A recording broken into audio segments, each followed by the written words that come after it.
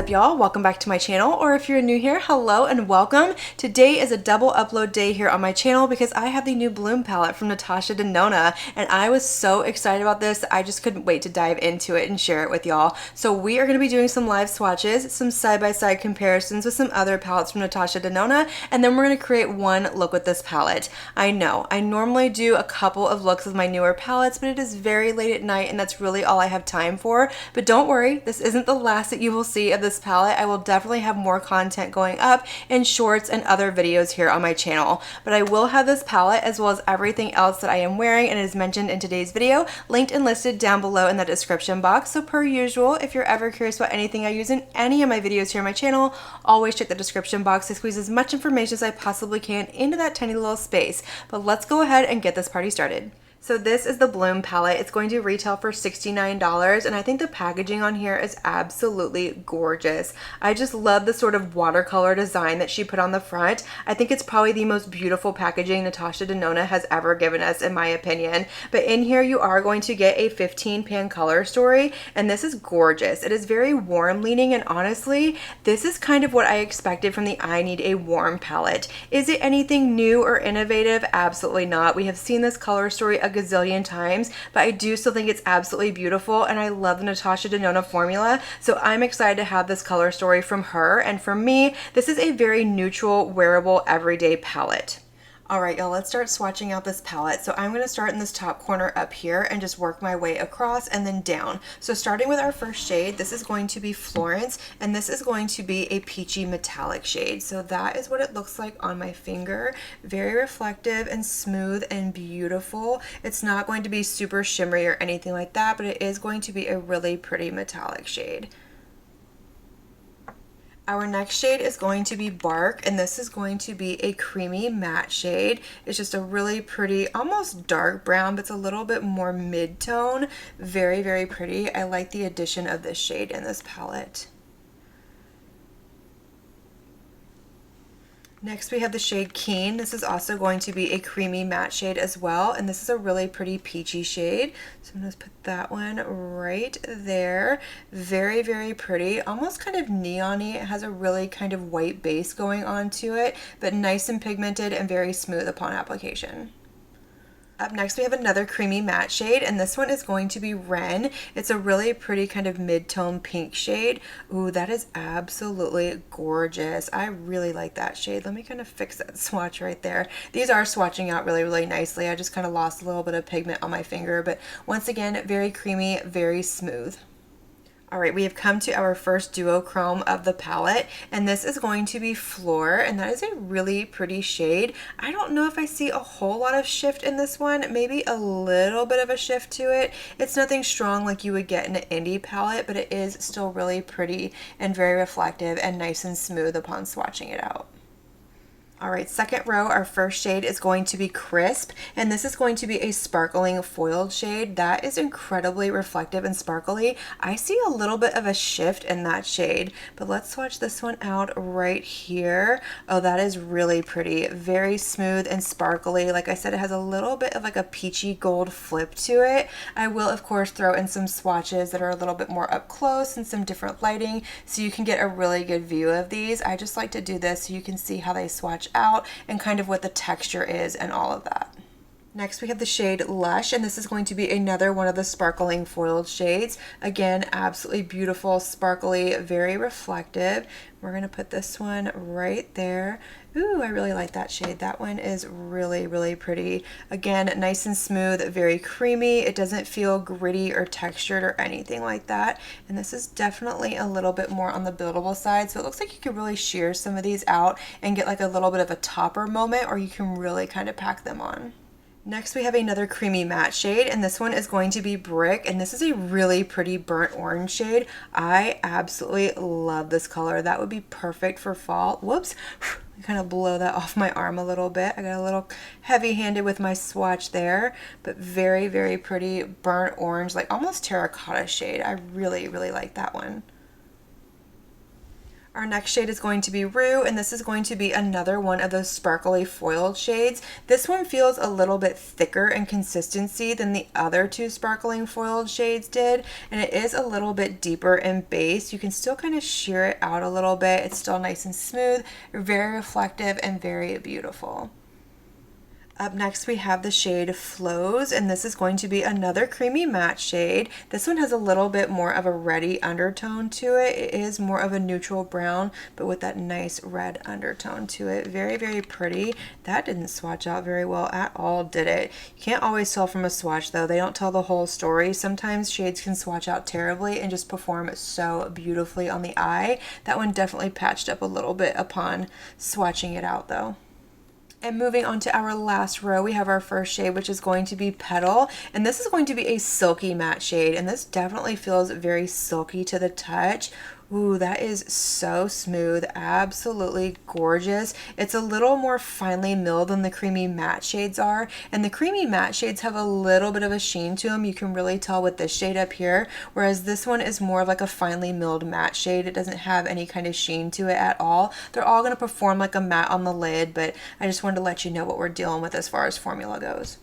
Next we have Ember. This is going to be another one of these sparkly foiled shades. Ooh, that one is absolutely beautiful as well. I really, really like that shade. Let me move my arm down for y'all just a little bit. I should have put these a little closer together, but it's okay. We'll make them all fit. That one is really pretty. It doesn't feel as thick as this one here, but it definitely has a little bit more of a base to it. It's not as translucent as some of the other sparkling foiled shades go, but that one's really, really pretty. It almost has a little bit of an orangey flip to it. I wouldn't call it a duochrome. It's just a little bit flippy and kind of has one of those bases where depending on what you pair it with is really going to depend on how it picks up. If you pair it with the orange shades, it's going to come off a little bit more coppery, and if you pair it with some of these more rose tones over here, it's going to have a little bit more of like that rosy undertone to it. All right, we have another one of the silky matte shades, and this one is going to be Robin. This is a really pretty mid-tone rose shade. It has a little bit of a peachy base to it. These lighter shades definitely have a little bit more white pigment on them, so I would suggest kind of building on top of the darker shades if you want the true pigment of them, but if you don't mind the darker shades being washed out a little bit, you can build on top of these, but it's kind of something to keep in mind when you're building your looks.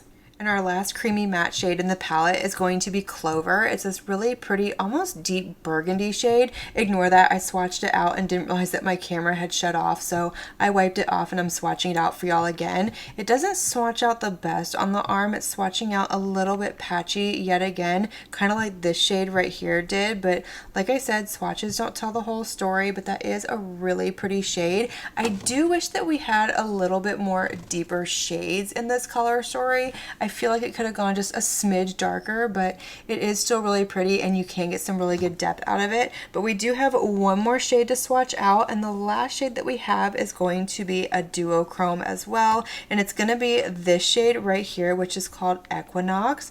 So I'm going to go ahead and pick this one up on my finger. That is what that shade looks like, and we're going to pop her right up here in the most awkward spot ever, but it'll work. It'll get the job done. But that is really, really pretty. That has like a peachy kind of almost blue shift to it. Very, very pretty. Once again, nothing compared to an indie shadow, but still beautiful, sparkly, smooth, and reflective.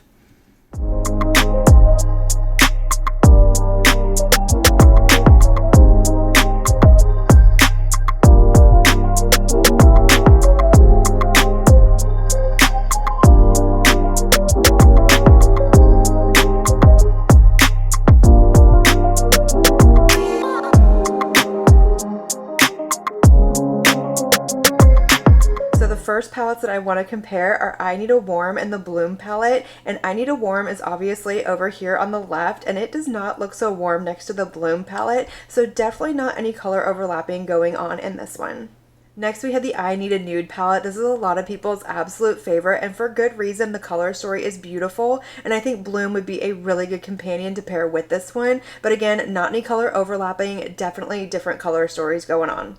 Next, I went ahead and pulled the Golden palette, and I didn't think that there was going to be any similarities between these two, but I still wanted to show you what they look like side by side, especially because it is a newer addition to the line, and it is a more neutral leaning palette, but very complementary to one another, but in no way, shape, or form are they alike. Next, we have the Love palette, and there's definitely some similarities between the more pinky berry tone shades in the two palettes, but by no means are these two color stories the same. There's definitely a lot of differences, as you can see. The Love palette is a little bit more colorful. We've got some purple shades in there, whereas the Bloom palette still stays along those more neutral lines. And last but not least, we had the Sunrise palette, and I do think that there's a couple of shades in the Bloom palette that are a little similar to some in the Sunrise palette, but overall two very different color stories, both absolutely beautiful, but once again the Bloom palette definitely leans a little bit more on the neutral side, whereas Sunrise is definitely more colorful, and I don't think you can get the Sunrise palette anymore anyways, but just in case you have it in your collection, here is your side-by-side comparison. Alright y'all, so my eyes are primed and ready to go with my MAC paint pot in the shade Painterly, and for our look today, I definitely want to play with this duochrome over here, so I think I want to play with more of the shades on this side of the palette, so I'm actually going to go ahead and start with this matte shade down here, which is called Robin. So I am going to go ahead and pick that up with a Singe Beauty EO3 brush, and I'm just going to start by fluffing this into my crease, building up a little bit of depth and definition, a little bit of shape to my eye look, give me sort of a transition shade to start off with. Now this is going on exactly how I expected it to. Very pigmented, but very easy to blend out, nice and creamy. It's not patching, grabbing, skipping. I'm not getting any fallout. It's just building up and blending out effortlessly. Next, I want to go into this mid-tone rose shade up here, which is called Wren. So I'm going to pick that up with a BK Beauty 206 brush, and I'm going to start to build up my outer corner a little bit more. So I'm going to start by packing this out here, building up the shade, building up that little bit of depth, and then I'm going to start to kind of blend it out and kind of blow out my corner out here, creating a little bit of a wing, nothing too dramatic or too exciting. I'm really just kind of testing out the formula, testing out the shades in here, the performance, and see if this is the good Natasha Denona formula that I know and love. That is going on really nicely. It's definitely a little bit deeper than the first shade that I put down. Not a whole lot of difference as far as the shade goes, but you can definitely see that gradient going on. I'm also going to bring this down onto my lower lash line as well. I'm just going to take it about halfway over, lining it up with what I did up on my lid and marrying it in my outer corner, continuing that kind of winged out shape. So real quick, I want to go into this really light shade over here, which is called Petal, and I want to soften my edges just a little bit more. So I'm going to go back in with that first brush that I used, my Singe Beauty EO3. I just wiped it off really good. I'm going to pick up a little bit of that shade, and I'm going to go right along the edges. Now, if you are not as fair as I am, you can always go in with your setting powder or something else that you have that's a little closer to your skin tone, just to kind of blend it out and soften those edges. But this shade is really close to my skin tone, and it's going to work perfectly for me, and plus it gives me an opportunity to test out another shade in this palette. So I'm just going to very softly keep buffing this out until I have that softness that I want. Yes, I love the way that's looking. Now we're going to deepen up this outer corner, and to do that we're going to go into this shade down here, which is called Clover. So I'm going to go ahead and pick that up with a Singe Beauty EO2 brush, and I'm just going to very lightly kind of pack it on my very outer corner. I don't want to bring this over too far or really have it take over my look. I just want to pack it on and get a little bit of depth out here, and we might go one step further with that really deep brown that's in this palette, but we'll see how this is looking once I get it packed on. That's definitely giving me some depth out here. You could probably get better pigment payoff if you were to put this shade down first, because I am going over some really light shades that have a little bit more of a white base to them, so it's not going to come off nearly as dark as it would on its own, but it's definitely giving me that depth out here that I want, and it's going on really nicely. It's not patching or skipping. It's not doing anything weird over top those shades. I brought it down just a little too far right there. There we go. That wasn't fallout. That was my brush just kind of rubbed right along the top of my cheekbone. So you could 100% leave that here, but since we're testing out this palette, I want to go into this deep brown shade right here and see if I can get just a little bit more depth in this outer corner. So I'm going to go in with the same brush that I just used. I just wiped it off really good, and I'm going to go into that shade, which is called Bark, and I'm just going to tap it right here on the very outer corner. This is about the same depth as the last shade that I used, so I don't know if this is going to build up too much, but I want to see what it's going to do. It's given me a little something, not a whole lot, but you know, it is what it is. Like I said, we're going over top a lot of other shades, so I don't expect a whole lot from it, but it did give me just a little bit more depth in that outer corner. So my lid is primed and ready to go with my Sugar Drizzle eyeshadow primer, and for all over the lid, we're going to go into this duochrome shade right here.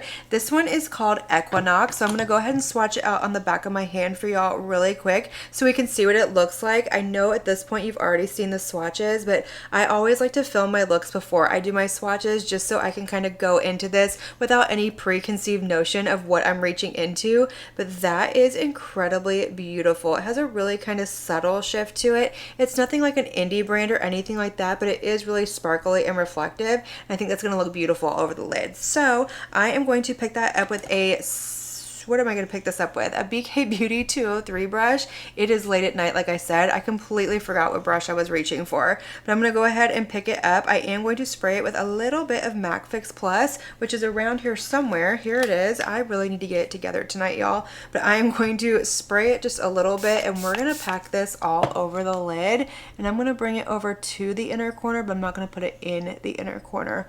Holy smokes, look at that. Ugh, incredibly beautiful. This is what I love about Natasha Denona.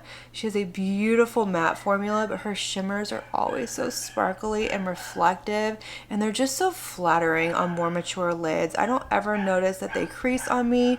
They don't emphasize texture. I apologize. Brody is losing it in the background. I think somebody came home, but that is a gorgeous, gorgeous, gorgeous shade. I love it. All right, y'all, so that was my son coming home. He was at a basketball game up at the school. It was like a playoffs game. It ran really late, but unfortunately they lost, so they got knocked out. But back to what we were doing. So for the inner corner, I want to go in to this beautiful shade right here. This one is called Crisp, so I'm going to go ahead and pick that up with a Singe Beauty EO1 brush, this little guy right here. I'm going to spray it once again, and I'm going to pop this into my inner corner, kind of blending it up onto my lid, bringing it down onto my lower lash line, just kind of wrapping it around so we don't have just a dot of lightness and brightness in here. But look at how beautiful that is. Oh, it's so reflective, and it has like this really pretty kind of orangey sheen to it. It's really, really pretty. All right, y'all, so this is our completed look, and I think this look turned out absolutely beautiful. The mattes are beautiful. The shimmers are absolutely stunning. They are sparkly, reflective, and just so beautiful on the lid. And for me, this is like my kind of neutral, warm color story. I just love these kind of shades on my eyes, but based off of first impression, this is a beautiful formula. Obviously, I didn't get to nearly enough shades in this palette to give you my final thoughts, but so far from what I have played with, this is a good formula that I know and love from Natasha Denona. The mattes were creamy, they were pigmented, very easy to use, and the shimmers went on my lid so smooth and effortless. I didn't get any fallout with anything. Everything is laying down really nicely, and it just looks beautiful on the lid. But let's go over what I used to finish off this look so we can turn on the light, see the shimmer, the shift, the sparkle, and then we can close out this video. So in my lower waterline, I went in with a Charlotte Tilbury eyeliner in the shade Walk of No Shame. I skipped out on the liquid eyeliner because honestly, I'm just gonna wash my face after this and crawl into bed, so I really didn't see any point in putting forth the effort. But for mascara, I went in with my Armani Eyes to Kill mascara to finish off the look.